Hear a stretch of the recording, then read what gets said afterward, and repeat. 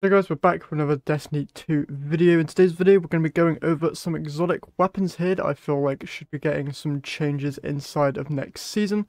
We're going to be going over the confirmed weapons that we know are going to be getting some changes, as well as adding in my own speculation on what weapons I feel like are going to be getting a change or are deserving of a change.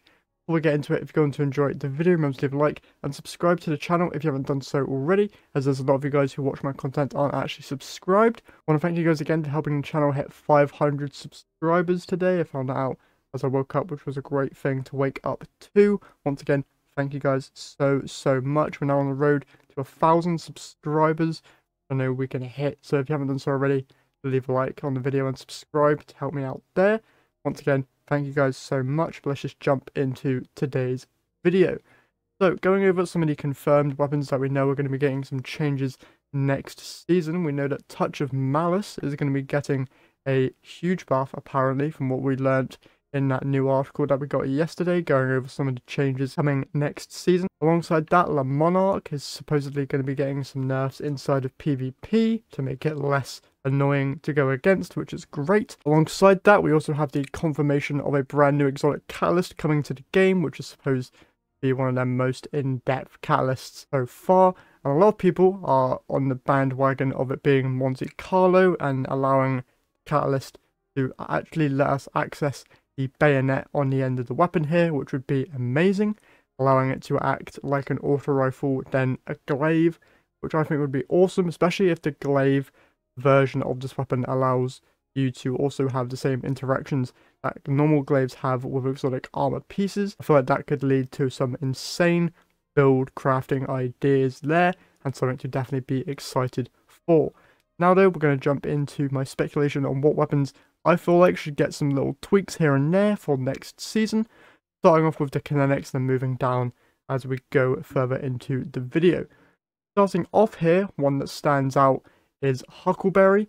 This is a very good exotic currently in the game, but I do feel like it wouldn't hurt to give it something that makes it a little bit more exotic, as currently it's just basically a normal SMG with a version of Rampage and Subsistence. Once again, this weapon is very good, but I feel like a little spice could be added to this weapon to make it that much better and that much more usable inside of probably endgame content.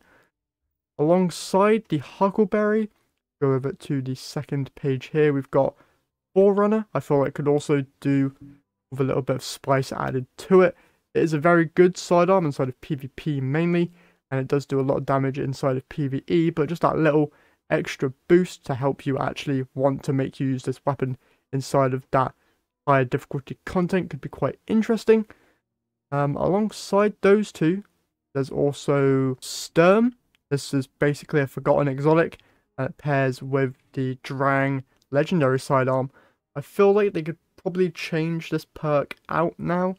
I don't really see many people using the Sturm and Drang combo anymore, and giving this thing a new coat of paint in terms of a new perk or something could be really interesting. That basically does it for kinetics, really. Some weapons here like Fawn, Last Word, could probably do with a catalyst here and there, which could just add something interesting to it, although those weapons are quite good already. Cerberus also kind of mid-ish, but I don't really know what else you could do to this weapon to make it stand out. Going over to the energy slot here, this is where we get into interesting stuff because of the elemental affinities tied to these weapons.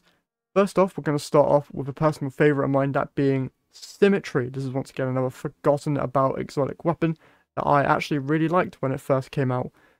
Its main perks are you basically just get headshots to fill up stacks of dynamic charge, which will allow your alternate fire seekers to deal more damage. I personally feel like this alternate fire seekers should be able to jolt targets. If they just allow that to happen, that would make this weapon so much fun and a lot more usable inside of endgame content. But other energy weapons probably going to follow the same suit here. We have Tiku's Divination, which I believe should be able to scorch, as you are literally firing out arrows made of fire. Exotic glaives, once again, I feel like they should be able to do something that's tied to their element. The Hunter version here could jolt targets potentially. Void could weaken or something like that. And then the solar one, obviously Scorch would be a great benefit there.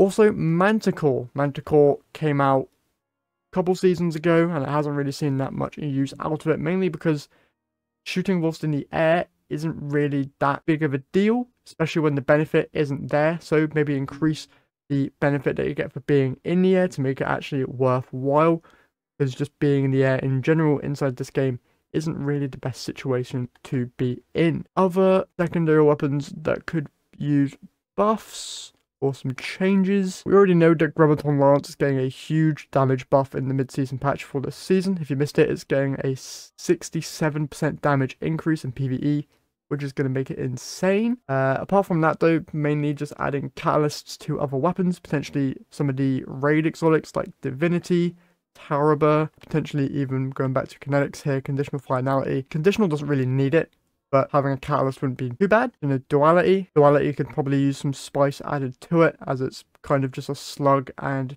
non-slug shotgun in one. Add some spice to it some way, somehow, make that more interesting of a weapon choice. Moving on though to the heavy weapons here. Some that stand out to me, mainly they don't get used much. Worldline Zero used to be insane for speedrun stuff. Maybe adding some jolt aspect to it when you do the little whirlybird thing, Tesseract, could be interesting. Black Talon, also not really used that much. Adding some Void capabilities here and some synergies with the Void subclass wouldn't be too bad. Heart Shadow, it has those tie-ins with the Void subclass, but maybe increasing the potency of those tie-ins could make it stand out a lot more. I was going to say Prospector, but looking into it more, it does have that chain reaction and setting stuff on fire, so that kind of gets a pass for me. And that's probably it in terms of weapons that I can really think of that could do with a buff. Yeah, I think I've covered all the ones I wanted to. If I missed out any weapons that you guys think could do with buffs, leave them down in the comments section below. That's all I have for you guys today. So if you've enjoyed, leave a like, subscribe. Once again, thank you for helping the channel hit 500, and I will see you guys in the next one.